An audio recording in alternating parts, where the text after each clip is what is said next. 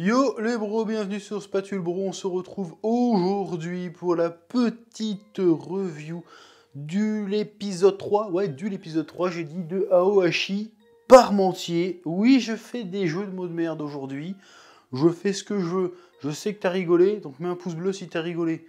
Référencement, tout ça. Bon, épisode 3 d'Aohashi qui est un des animés de la saison avec lequel j'ai le plus d'affinité, déjà parce que ça parle de foot. Hein, dans ma prime jeunesse, je suis un footix, ça, rappelle-toi, je t'en avais déjà parlé.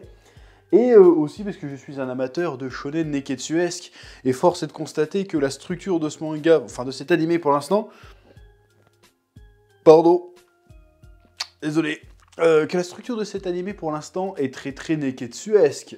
Là, on est dans la phase un petit peu où le gars découvre un nouveau monde, commence à prendre ses marques, et doit commencer déjà à faire ses preuves, hein. On pourrait prendre l'exemple de Naruto, c'est un peu pareil, quand il commence à arriver à l'académie du ninja, enfin une fois qu'il a eu son bandeau, il arrive dans un nouveau monde, il doit faire ses preuves assez vite et aussi être face à des illusions, se rendre compte du chemin qu'il a à parcourir et de la réalité du milieu dans lequel il veut évoluer, hein. C'est ce qu'on voit dans cet épisode et dans l'épisode 2 aussi, c'est que le gars est là, oui, alors moi je veux juste devenir un grand footballeur, et puis il se rend compte en parlant avec les autres que les autres ils avaient vraiment pensé leur carrière, oui, il faut que je fasse ça pour arriver là, si je passe pas ces sélections là, je vais peut-être jouer 2-3 ans encore au lycée, puis après je sais que j'arrêterai parce que la vie, tout ça.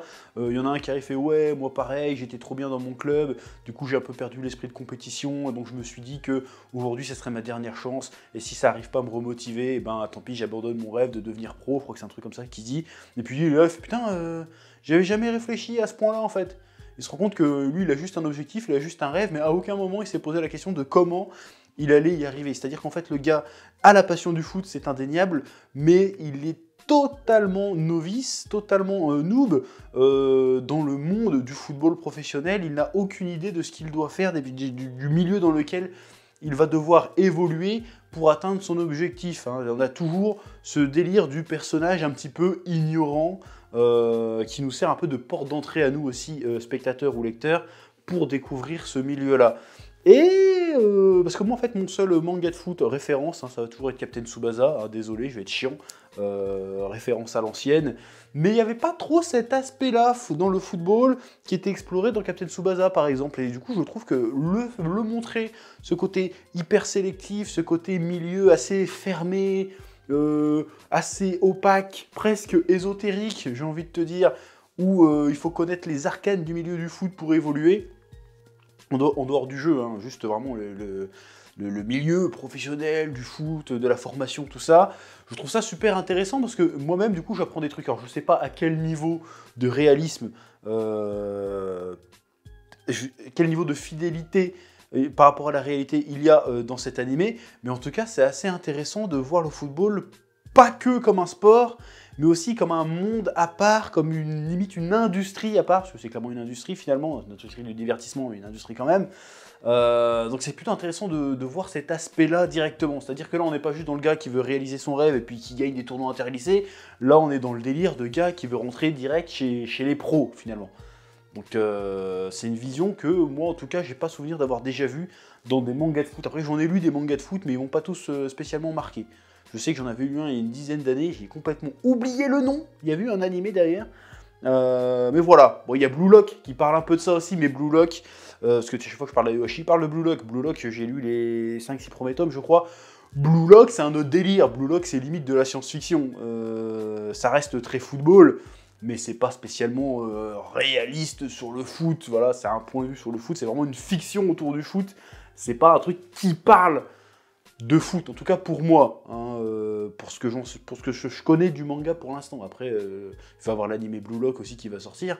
T'inquiète pas qu'on fera des reviews et qu'on en parlera à ce moment-là.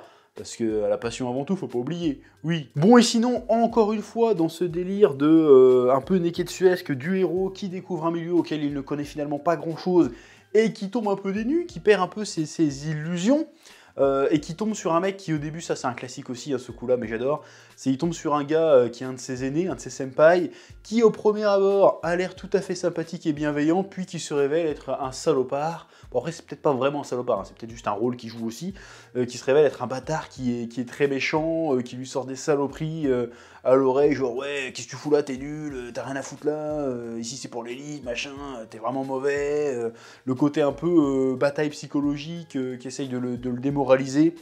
Et c'est un cliché ça dans les shonen neketsuesques, mais en vrai, là je me suis identifié parce que ce truc là ça m'est arrivé dans la vie.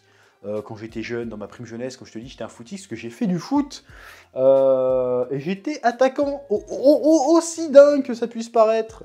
Et j'étais pas spécialement bon, mais j'étais pas trop mauvais non plus. Et je jouais dans un club que je citerai pas, à Brest. Je sais même pas s'il existe encore d'ailleurs ce club. Et je raconte mon anecdote, parce que l'anecdote elle est ridicule, mais en même temps elle est un peu badass, donc je le raconte. Et qu'il y avait vraiment des connards comme ça, qui sous prétexte qu'ils jouent mieux que toi au foot, ils te méprisent et ils te parlent comme de la merde. C'est-à-dire que moi je jouais tranquille, j'étais en équipe C je crois à l'époque. J'étais passé en B un peu plus tard. Parce que j'ai dû grimper les échelons, parce que moi j'étais pas le fils du coach ou machin, parce qu'en fait dans le club où j'étais, tous les gosses qui étaient là, qui étaient dans les bonnes équipes, comme par hasard c'était des fils du coach à la con. Bon enfin il était coach le week-end, hein. En vrai le gars il était maçon, mais il était coach le week-end, donc en plus il se l'a pété pour rien quoi. Bon bref, et c'était que des fils de machin, hein. Ils traînaient entre eux et tout, bref.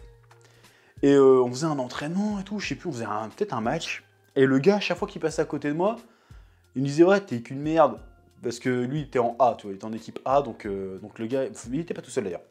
Donc les gars ils parlaient mal, tu vois. Et moi je disais rien, je fais bon, on va pas s'énerver, vas-y, tranquille, laisse-le parler, ignore-le, tu vois. Ignore-le, donc j'ignorais les gars, ils parlaient mal, hein. Et je dis vas-y, donc je laisse tomber. Parce qu'en vrai, j'ai déjà raconté sur mon autre chaîne des histoires, tu vois, et quand j'étais jeune, j'étais un peu nerveux. Je fais pas genre, je suis un chou à la bagarre, mais j'étais un petit peu sanguin quand même. Bref.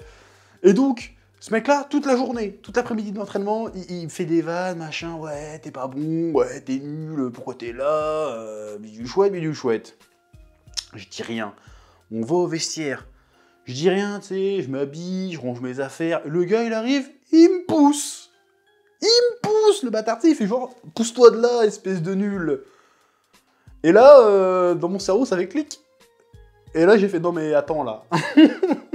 Et le gars, je me souviens, parce que je vous rappelle, je faisais une tête de plus que lui, et à l'époque, je faisais au moins 30 kilos de plus que lui. Bon, aujourd'hui, je dois faire 100 kilos de plus que lui. Mais à l'époque, voilà, j'étais sportif, mais j'étais costaud, tu vois. J'étais quand même un beau bébé. Le gars, c'était un rouquin, en plus. Pour ça que j'aime pas les roues. C'est pas vrai. Mais c'était un rouquin, ce mec-là, je me souviens. Et je l'ai attrapé, je l'ai collé au mur, ce bâtard. Mais d'une main, tu sais, comme ça, je fais, hé. Et là, j'ai sorti une phrase. Mais une phrase de merde, mais je m'en souviendrai toute ma vie. J'ai dit, hé, t'es peut-être bon au foot, mais moi je suis pas mauvais en boxe, fils de pute. Alors la prochaine fois que tu me parles mal, je te fais chier tes dents, je lui ai dit. Et là, dans ses yeux, il est en train de couiner, genre, mais ça va pas, mais il est fou, là, là, là. Et je l'ai rebalancé par terre, ce fils de pute. Voilà. Et après, il m'a plus jamais fait chier. Il y a une autre fois, j'ai giflé un mec en plein match, mais bon, c'était une autre histoire, je la garde pour une autre fois, cette histoire-là. Bref, pour ça, pour dire que finalement, c'est un peu réaliste, parce que dans le milieu du foot, c'était un truc amateur, hein, encore une fois, il y a vraiment des mecs qui sont des fils de pute comme ça, qui te parlent mal et qui te méprisent parce qu'ils savent jouer au foot. Mais dans la vraie vie, il faut se calmer, parce que c'est pas parce que même Cristiano Ronaldo, ça, il a beau avoir je sais pas combien de ballons d'or, il me parle mal, je le balaye pareil, j'en ai rien à foutre, donc pas parce que vous êtes bon au foot que ça donne tous les droits. Bref, donc ça m'a fait penser à ça, ce truc-là, donc je me suis dit, tiens, ça va être une bonne anecdote à raconter, parce que j'aime bien raconter ma life de temps en temps. Je me souviens encore de sa grosse tête sur le mur à ce bâtard, là. Putain, quand tu fais des moves comme ça, tu te sens puissant après. C'est ridicule, j'aurais pas dû réagir. Non, pourquoi je dis j'aurais pas dû réagir? Qu'est-ce que je raconte? Si, j'ai bien fait de réagir, j'aurais même dû lui balayer sa mère, en fait. Mais bon, bref. Donc voilà. Donc il y a ce cliché, je reviens à l'épisode, parce que là j'ai fait une digression de 10 minutes, là, on s'en fout. Donc je reviens à l'épisode, il y a ce côté-là, du coup là, il est acculé, et encore, il y a ce côté Rocky, encore une fois, parce que tu vois, il y a un gros focus sur le fait qu'il ait des pompes toutes pourries, parce qu'il a joué des matchs et des matchs avec, et qu'il a pas les thunes pour s'en acheter d'autres. Il y a le côté un peu social, il y a le côté Rocky du foot, le côté, vas-y, il vient de la street, il vient de la rue, le gars il vient de loin, il joue sa life, c'est pas juste Captain Tsubasa, où son père il est capitaine d'un bateau qui est blindé, et puis qui peut se payer un coach à domicile, non, là c'est un vrai crevard, qui non seulement veut réaliser son rêve, mais aussi se servir de son rêve pour s'élever socialement, même s'il n'en a pas conscience, il l'a pas formulé comme ça, mais ça fait partie du truc.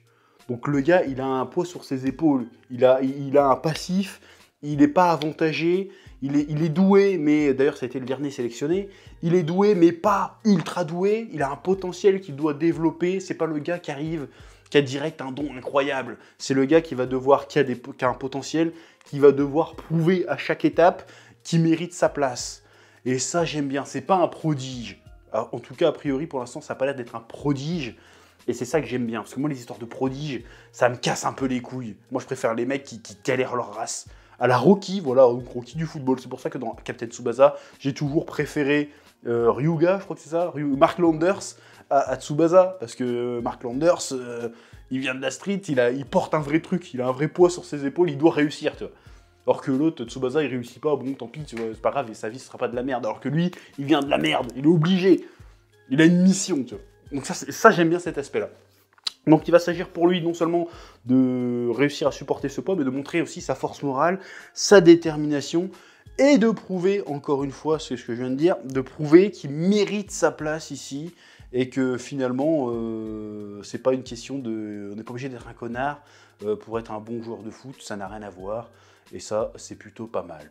Bref, c'est un peu... Après, j'ai bien aimé le plot twist aussi de fin, où le mec fait « Ouais, en fait, l'équipe contre laquelle vous jouez, chaque joueur n'est pas à sa place, donc on a changé les formations. Et là, vous prenez une rousse par une équipe qui n'est même pas... les mecs à leur poste ne sont pas à leur poste habituel. C'est-à-dire que s'ils avaient été dans leur poste habituel, vous serez pris à 28-0, vous n'aurez rien vu venir. » Ça, j'ai bien aimé ce côté pression psychologique, ce côté mindfuck, qui montre encore le gap, le gouffre énorme que les personnages vont devoir surmonter pour arriver à leur but. Donc pour l'instant, Aohashi, pour l'instant, pour moi, ça me plaît beaucoup. J'ai vraiment hâte de voir comment ça va avancer un peu plus loin dans l'avenir. Alors encore une fois, je ne dis pas que je ferai forcément tous les épisodes, mais je vais en tout cas suivre ça avec attention. Comme d'habitude, petit like, abonnement, commentaire. N'hésitez pas à vous abonner à la chaîne Le Chef Otaku aussi, à me suivre sur Twitch et à rejoindre le Discord. Normalement, tout est dans la description. Sur ce, je vous dis à bientôt pour de nouvelles aventures sur Spatule Bro. Hey.